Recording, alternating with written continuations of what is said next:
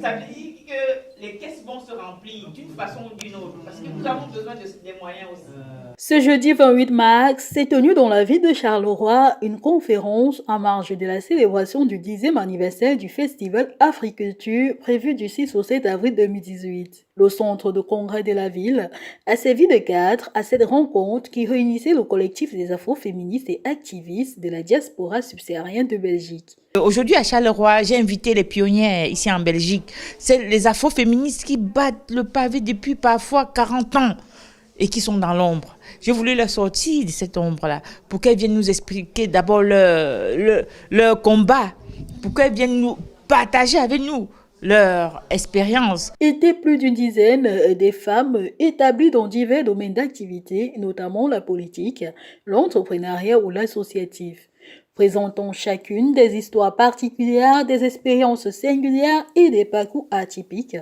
Elles avaient toute une mission commune, c'est de continuer le combat pour les avancées concrètes en matière des droits des femmes. On est discriminé à la base en tant que femme, on est discriminé en tant que migrante et on est discriminé en tant que femme à peau noire.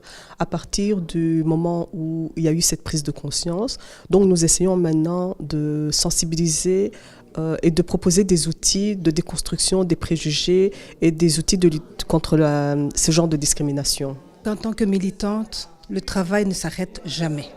On doit continuer et aussi sensibiliser nos sœurs et mères, quoi.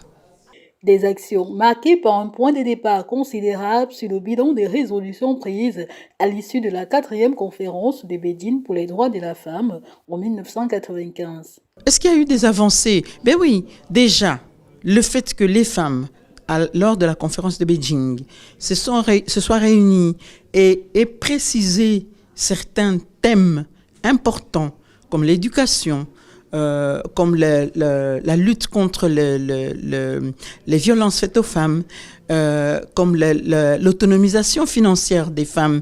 Les femmes ont déterminé un certain nombre de thèmes. Un bilan jugé négatif dans la plupart des pays africains.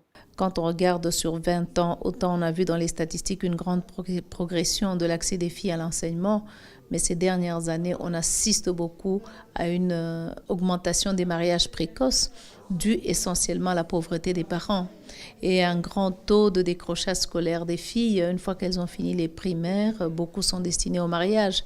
Ça, c'est un recul. Moi, je pense que nous devons continuer à nous battre pour l'éducation des filles. Cet événement, organisé par le réseau international des femmes afrodescendantes, a également été un véritable moment de partage d'expériences et d'échange de bonnes pratiques.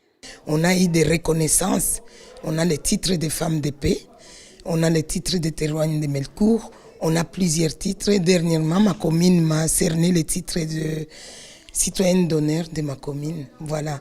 J'ai 6 titres, c'est des cartes de visite, mais qui nous aident à travailler ici en Belgique. La plupart des femmes qui sont passées là ont dit qu'il faudrait multiplier ce genre d'initiatives parce que l'invisibilité dans laquelle nous plongent certains médias occidentaux ne reflète qu'à notre inactivité ou notre inconscience à pouvoir créer nos propres médias, à pouvoir nous valoriser aussi personnellement. Donc elles ont voulu qu'au thème de cette rencontre, qu'on crée une plateforme d'associations de femmes migrantes, parce que c'est de ça aussi qu'il s'agit, l'échange de pratiques et de bonnes pratiques. L'occasion a aussi été donnée à la coordinatrice de l'événement, Anne Tignois, de saluer par un geste symbolique le courage de ces femmes qui, au quotidien, quelquefois au prix de leur vie, de santé et de dignité, luttent pour combattre le racisme, les préjugés des gens et l'oppression de la classe sociale.